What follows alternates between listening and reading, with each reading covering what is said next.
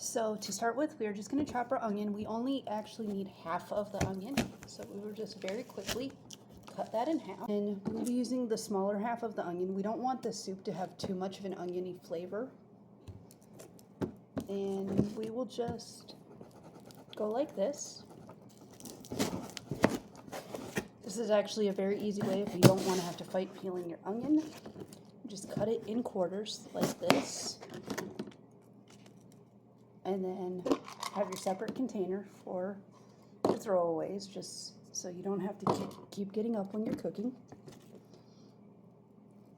And pull off the very top layers of your onion.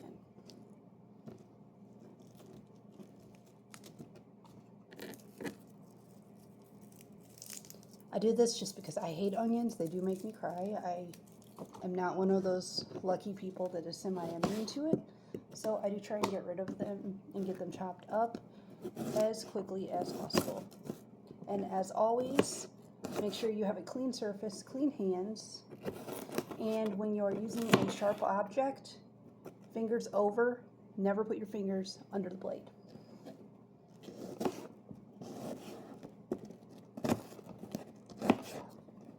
God, I fucking hate chopping onions. And if you're cutting onions, if you have to stop, a good thing to do if you are tearing up too much is take some Dawn dish soap. And I know this is going to sound weird, but just like go over to the sink, rub some dish soap on your hands, and then sniff it.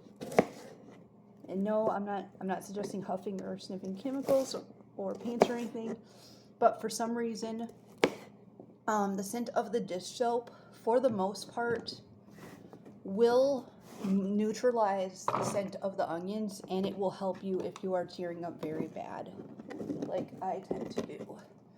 Luckily, we don't have that much onions to chop, but yeah.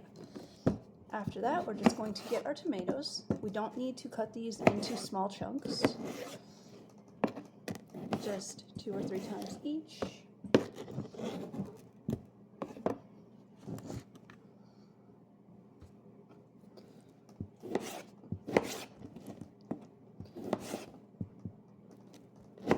And one key thing, the fresher your onions are, the easier they will be to cut.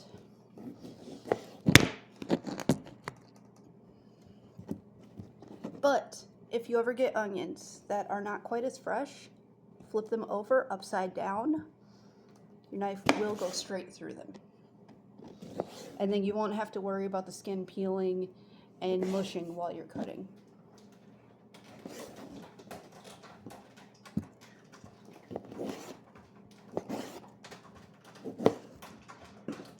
Alright, we're about to be on our last one. So just because I did not trust my cats, I moved the tomato over here along with all of the other ingredients. And then we've got our oil heating up. We're just going to put our onions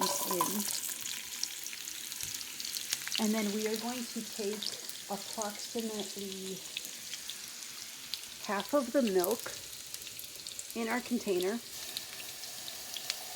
That's about half. Let me see. Yep, that's about half right there. A little more. And we're just going to start slowly heating that up and move this to a lower heat setting.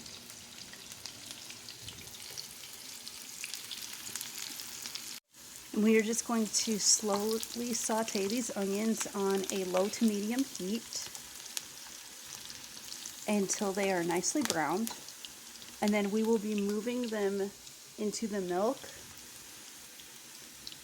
and we will be making a roux with the remaining half of the milk and the flour and the oil that will go into the soup.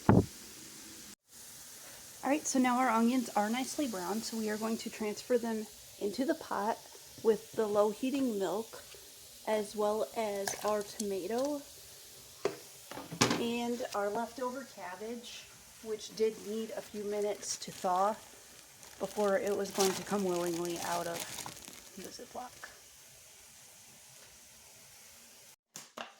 All right, so now we do have most of our onions transferred. It's okay that if there's one or two left in there, they'll just add a little extra flavor. We're going to add first our 3 tablespoons of flour. And as you can see, that flour is immediately starting to brown. So what we are just going to do is we are going to very, very quickly stir this into our oil, because we are basically going to form a gravy base, which is all that a roux is the base for a gravy made from flour and a cooking fat of some type. And then we are going to add our half a cup or our single remaining cup of milk into this. And we are going to make sure that our oil is only on a medium-low heat. And then we are just going to stir all this in, and we are going to add a base layer to taste of whatever cooking spices we are using. And then while that's going, our cabbage is going to be thawing in, and everything else is just going to be simmering in that milk. All right, so your base should start to look a little thicker like this. If it gets to this point, because this is a little too thick for my taste, and for a soup base, we're just going to add a little bit of water into it, and we're just going to thin it back out. And for those of you who are chefs, I know this is not a traditional roux. So this is how the base should look. It should have kind of a mashed potato-y consistency. More like box mashed potatoes than homemade, just because homemade are usually a bit thicker. But yeah, now we are going to transfer this into our vegetables. Even though our cabbage is not quite thawed out yet, it is thawed enough that once we add in the base, that heat is just going to go on it and it's going to help very quickly melt it. So this is how our soup looks with everything except the corn and the Parmesan cheese mixed in. So what we're going to do is we're going to let this sit and cook for about 15 minutes. And we'll be adding our corn in now. I'm probably going to add approximately half the can just because we don't want to overload this soup. It is already pretty close to the top. And then we are just going to be very liberally sprinkling our grated cheese over it. And then we will be mixing all of this in. And we're just going to fold it in with our spatula. No need to dirty another spoon until we absolutely have to, which will be the ladle to pull it out. We're just going to fold that in. And as you can tell, that is all mixing in very nicely, and it is getting a nice thick stew. And then, of course, being careful not to spill, we're going to continue cooking this. And we are just going to turn the heat up a little bit because currently it is on the lowest setting. We're just going to move it to closer to a medium setting. And we're going to let this cook for another 15 to 20 minutes. All right, so now our soup has been cooking for about 20 more minutes. It is done. It is in the bowl. Last thing I would just suggest is potentially adding a little bit more salt, liberally for taste.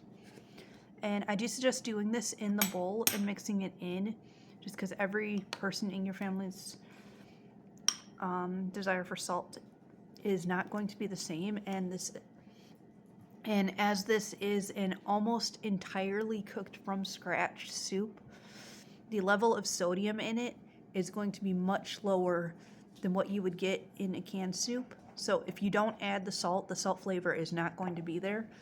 And the salt is really what brings in the flavors of all of your other food together in the soup itself. But yeah, like, subscribe if you want to. Comment if you want me to cook anything else for you next Thursday. And if you try it out and you like it or you don't like it, let me know in the comment section. And I will try to respond to what I can.